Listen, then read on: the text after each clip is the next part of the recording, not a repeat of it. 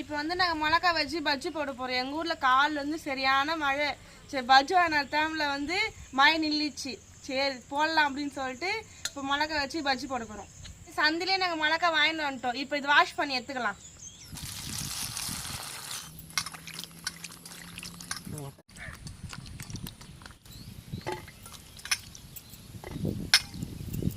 இப்போ வந்து மிளகா வந்து ரெண்டு ரெண்டாக கட் பண்ணிக்கலாம்.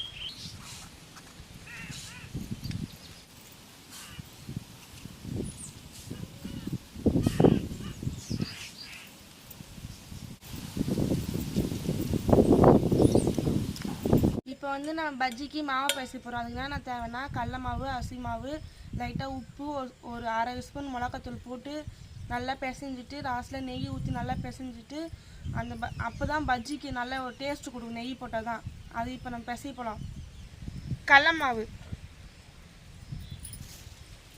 அரிசி மாவு, உப்பு, மிளகாத்தூள், இப்போ தண்ணி ஊற்றி பிசைஞ்சிக்கலாம்.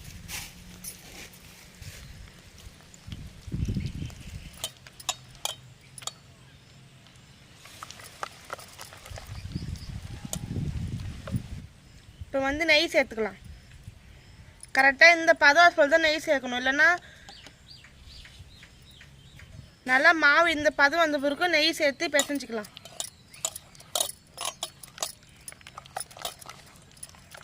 காலெல்லாம் சரியான மழை, வெறும் ஃபுல்லாக நனைஞ்சிட்டு ரொம்ப கஷ்டமாக இருக்குது பற்ற வைக்கிறதுக்கே. இப்போ தான் நாங்கள் ரெடியாக பண்ணுறோம். மீண்டும் மழை வரும் போல இருக்குது, வானமாக மூடுது. எப்படியே கஷ்டப்பட்டு ஒரு வழியாக பற்ற வச்சிட்டோம். கடாய் வச்சுக்கலாம்.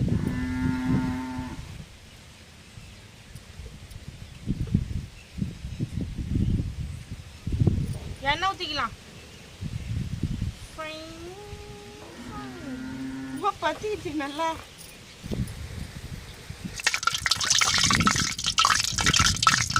நல்லா எண்ணெய் காஞ்சிச்சு. இப்போ வந்து போடலாம், பஜ்ஜி போடலாம். நல்லா இதேமாதிரி துவைச்சி எடுத்து எண்ணெயில் போட்டுக்கலாம்.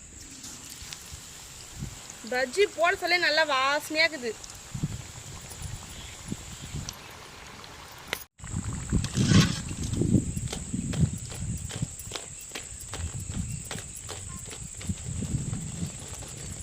நல்லா அடித்த மழைக்கு சும்மா சுட சுட பஜ்ஜி போட்டு சாப்பிட்டா அவ்வளோ டேஸ்ட்டாக இருக்கும். இது பாருங்க, ஃபுல்லாக வரப்பு ஃபுல்லாக தண்ணி தேங்கி நிற்குது. நல்லா சரியான மழை. டேஸ்ட்டாக இருக்குது பஜ்ஜி. நான் சொன்ன மாதிரி நீங்கள் செஞ்சு பாருங்கள்.